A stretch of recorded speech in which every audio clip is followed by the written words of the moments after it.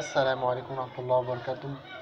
والنهاردة طبعا نبدأ حلقتنا الجديدة من سلسلة الأبراج. طبعا سلسلة الأبراج طبعا مستمرة معانا لغاية دلوقتي ولسه فيها. حابب النهاردة نتكلم عن برج الجدي. برج الجدي بيحب بنسبة 80%. بيحب ب80%. هقولك ليه. قبل أي حاجة ما تنسانيش في اللايك وسبسكرايب، وما تنساش دعم لاخواتكم الفلسطينيين، ربنا ينصرهم باذن الله. و... ويلا بينا نبدا حلقتنا. يلا بينا. ما تنسانيش قبل اي شيء، ما تنسانيش في اللايك وكومنتاتكم، هي دي اللي بتشجعني بجد والله ان انا استمر بكل حاجه. ويلا بينا نبدا حلقتنا. يلا بينا. السر، طبعا السر في كل شيء. الواحد يحب الواقع احسن ما يحب اي شيء تاني. حب الواقع لغاية ما الواقع يخليك تحب نفسك 100 مرة. ليه؟ ان انت من مواليد برج الجدي. تعرف ان برج الجدي ده بيزعل بسرعة، بس انك تحاول تصالحه ده اجمل شيء في الكون. او اي شيء الكلام ده لبنت او ولد او شاب او اي كان. اللي بيتصالح بسرعة اعرفه من اطيب الابراج فيه، انه بيتصالح بسرعة. من ضمن الابراج دي، بص تحس ان الابراج دي مكملة معانا طول حياتنا. تمام. الابراج دي سر خطير، والواحد جزء من الابراج دي. معانا النهارده برج هو عاطفي، بمعنى كلمة عاطفي. هو عاطفي وبيزعل بسرعة وبيتصالح بسرعة وبيتضايق بسرعة وكل شيء، بس ان هو يتجرح، يعني اقدر اقول لك ان هي جرحة شديدة شويتين. شديدة شويتين ان هو على برج زي ده عاطفي. مش هو لوحده، مش البرج ده لوحده، في برجين تانيين عاطفيين برضه زيادة على اللزوم شوية وبيجرحوا بسرعة. زي أول برج احنا اتكلمنا عنه، البرج ده يعتبر زيه بالظبط. تمام. ومن أهم الأبراج، من أهم الأبراج اللي بتزعل بسرعة. وأهم شيء إن البرج ده بيسامح بسرعة، بيزعل بسرعة وبيتصالح بسرعة. تمام.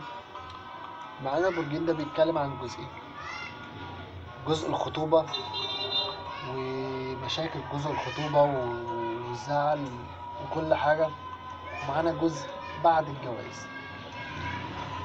سواء يا شاب أو سواء يا بنت بترتبطي أو بترتبط ببنت برج الجدي، أو انت لو ارتبطت بشخص برج الجدي، اقدر اقولك ان انت سعد هدية من عندي. واحلى هدية ان انت ارتبطت بشخص زي ده. ده غلبان جدا. برج الجدي ده غلبان جدا جدا جدا جدا في اي شيء. بأقل كلمة يتصالح، وبأقل كلمة يرجع الود اللي ما بينهم بشيء فرحة وسعادة وكل شيء. تمام. عايز تصالح حبيبتك بالشكل ده؟ يا حبيبتي، يا روحي، يا عقلي، يا نني عيني من جوه، شفت الكلمتين دول هيرسموا السعادة وكل شيء فرحة على وشها. وبالنسبة لك انت برضو، لو مصالحة خطيبك مثلا وحابة تزعل، تصالحيه بكلمتين حلوين. عندي كلمتين أحلى: متزعلش مني، ده انا بحبك، ده انت كل حاجة ليا. عارفة كلمة كل حاجة ليا دي بترسم السعادة في وش ناس كتير، وبتحبب ناس كتير فيكي. عرفتي بقى؟ عرفتي بقى كلمة إن برج الجدي أطيب كلمة بترجعه عيل صغير تاني. هنسيبنا من فترة الخطوبة، هنيجي لفترة ما بعد الجواز. ما بعد الجواز دي بيتبني عليها سر كبير جدا، وأول سر إن السر ده من إنسان هو بيحبك وعايز يكمل كل ما أملك ليه معاكي. عارفة ليه؟ عشان هو حبك وحس إن انتي مراته وبنته وزوجته وكل حاجة ماليه. تمام؟ هو حابب يكمل معاكي، حابب يكمل معاكي عشان هو حبك، وحبك من جوه قلبه. حبك عشان انتي إنسانة تتحبي بجد بجد يعني. طبعا نسيبنا من الموضوع ده خالص. إذا كان عايز اللي قدامك يحبك أو أي شيء يحبك، حاول تحب نفسك الأول. حاول حب نفسك الأول، وتعايش إن أنت إنسان مفيش زيك اتنين. هتخلي اللي قدامك يحبك عشان أنت بتحب نفسك، أو أنت شايف نفسك أنت الصح في كل شيء. لو شفت نفسك أنت الصح هتكسب قلوب ناس كتير، بجد هتكسب قلوب ناس كتير. فكر إنك تدعي ربنا وتقول له يا الله، يا الله، يا الله. الكلمة دي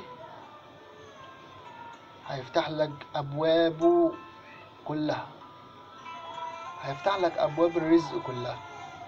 رزق مش كل حاجة. رزق مش فلوس ولا مال ولا أي شيء. الرزق من كل حاجة. الصحاب، ال- الأهل، الذكريات. يفتح لك أبواب كتير. افتكر ربك وارجع له، هتحس إن أنت أسعد إنسان في الكون. هتحس إن أنت إنسان مفيش زيك اتنين. فكر تحب نفسك، هتلاقي نفسك أسعد الناس كلها. وطبعا في نهاية حلقتنا نحب نختم بكلمة حلوة. أشكركم جدا على حسن نيتكم، وحابب بإذن الله إن احنا بكل شيء نسعد كل الناس. ما تنسانيش في اللايك وسبسكرايب وكل حاجة حلوة بإذن الله. وقبل أي شيء شكرا ليكم، وشكرا على الناس اللي بتدعمني بجد. والله أنا بتعب من قلبي وبحس بإحساس غريب لما باجي أعمل لكم فيديو زي كده.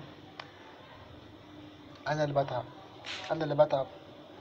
فانتوا بترضوني بالكومنتاتكم الحلوة، بترضوني والله.